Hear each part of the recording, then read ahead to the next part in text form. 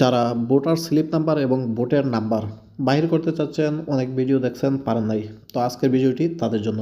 তো প্রথমেই আপনি যে কাজটা করবেন সেটা হলো আপনার যে মোবাইল সেখান থেকে গুগল প্লে স্টোরে চলে যাবেন এবং এখানে যে সার্চিং বার আছে সেখানে লিখবেন স্মার্ট ইলেকশন ম্যানেজ বিডি, শুধুমাত্র এইটুকু লেখে সার্চিং করবেন।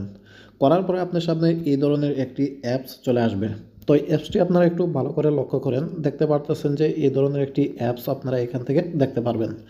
তো প্রথমে যে কাজটা করবেন, সর্বপ্রথম আপনি আপনার এই অ্যাপসটি ডাউনলোড করে নেবেন। ওকে, ডাউনলোড করার পরে আপনার মোবাইল থেকে যে অ্যাপসটি আপনি ডাউনলোড করছেন সেইটিতে আপনি প্রবেশ করবেন। ওকে, করার পরে যত ধরনের পারমিশন চাবে এখান থেকে সব ধরনের আপনি পারমিশন দিয়ে দিবেন। দেওয়ার পরে আপনি যে কাজটা করবেন, সেইখানে দেখতেই পাচ্ছেন যে 13শ জাতীয় সংসদ নির্বাচন, অর্থাৎ এখানে 13তম জাতীয় সংসদ নির্বাচন।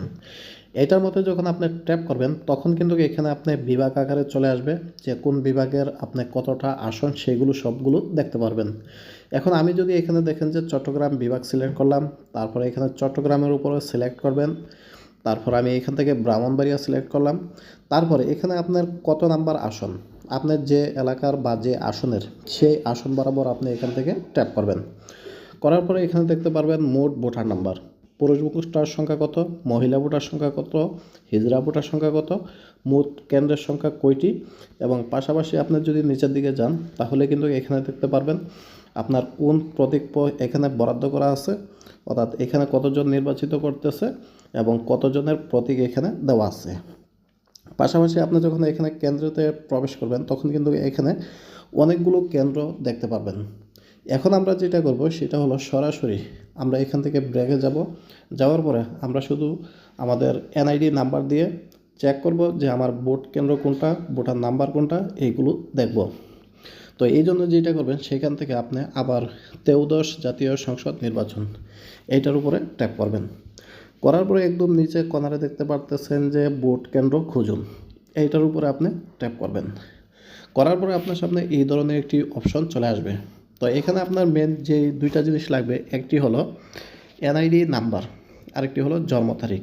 তো এখানে যে আপনার এনআইডি আছে সেইটার নাম্বার দিবেন এবং আপনার যে জন্ম তারিখ আছে সেইটা এখানে নির্ভুলভাবে দিয়ে দিবেন।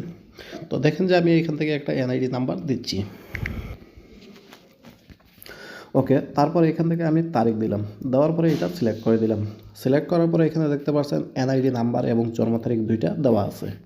তারপরে এখানে দেখতে পাচ্ছেন যে আপনার সার্চিং অপশন, এই যে সার্চিং অপশন সেটাতে আপনি ট্যাপ করবেন।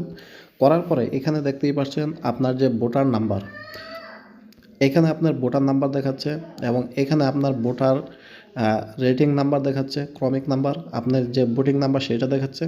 তারপর আপনার কেন্দ্রে কোথায় আছে, আপনার কেন্দ্রের নাম দেখাচ্ছে এখানে এবং আপনার কেন্দ্রটি কোথায় আছে সেটি কিন্তু এখানে দেখাচ্ছে। পাশাপাশি আপনার এখানে কেন্দ্রের যে লোকেশন আছে সেটাও যদি চান সেটা দেখতে পারবেন। নিচে দেখতে পারতেছেন যে কেন্দ্রের ফটোও দেওয়া হচ্ছে যাতে করে আপনি সম্পূর্ণভাবে চিনতে পারেন এবং আপনার সুবিধা দিতে পারেন। তো এখানে যে আপনার অপশনটা দেখতে পাচ্ছেন এটা আপনি চাইলে ডাউনলোড করে নেবেন অথবা মোবাইলে স্ক্রিনশট দিয়ে দিবেন, তাহলে কিন্তু আপনার লাইনের ধরে আপনার ভোটার নাম্বার খুঁজতে হবে না, সরাসরি এটা নিয়ে আপনার ভোটের অফিসে চলে যাবেন, ভিতরে গিয়ে কেন্দ্রেতে গিয়ে কিন্তু আপনি এটা দেখিয়ে এখান থেকে সরাসরি ভোট প্রদান করতে পারবেন। তো এই বিষয়ে যদি আর কোনো মতামত থাকে জানাতে পারেন। ধন্যবাদ।